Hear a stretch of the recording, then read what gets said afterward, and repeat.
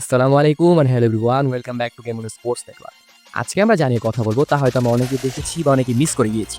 গতকাল রাতে UEFA champions লিগের প্লে-অফের গুরুত্বপূর্ণ ম্যাচে মাঠে নেমেছিল স্প্যানিশ জায়ান্ট রিয়াল মাদ্রিদ। প্রতিপক্ষ ছিল পর্তুগালের শক্তিশালী ক্লাব বেনিফিকা। ম্যাচের শুরু থেকেই দুই দল আক্রমণাত্মক ফুটবল খেলতে থাকে। প্রথমার্ধে বেনিফিকা নিজেদের মাঠে কিছুটা চাপ সৃষ্টি করতে পারলেও রিয়াল মাদ্রিদের ডিফেন্স ছিল দারুণ সংগঠিত। গোলরক্ষকের কয়েকটি গুরুত্বপূর্ণ সেভ দলকে ম্যাচে টিকিয়ে রাখে। দ্বিতীয়ার্ধে ম্যাচের গতি পুরোপুরি বদলে দেয় রিয়াল মাদ্রিদ।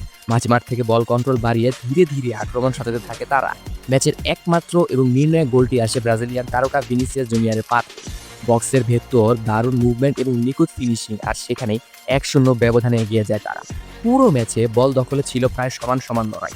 তবে শর্ট অন টার্গেট, কার্যকর আক্রমণ এগিয়ে ছিল Real Madrid. Passing accuracy, counter attack, গতি তাদের জয়ের মূল লক্ষ্য ছিল এই ম্যাচে। এই 1-0 জয়ে রিয়াল মাদ্রিদ দ্বিতীয় লেগের আগে বড় সুবিধা এনে দিয়েছে। এখন নিজেদের মাঠে ফিরেই তারা নিশ্চিত করতে চাইবে পরবর্তী রাউন্ডের জায়গা। সব মিলিয়ে গত রাতে ম্যাচ ছিল ট্যাকটিক্যাল লড়াই, রক্ষণ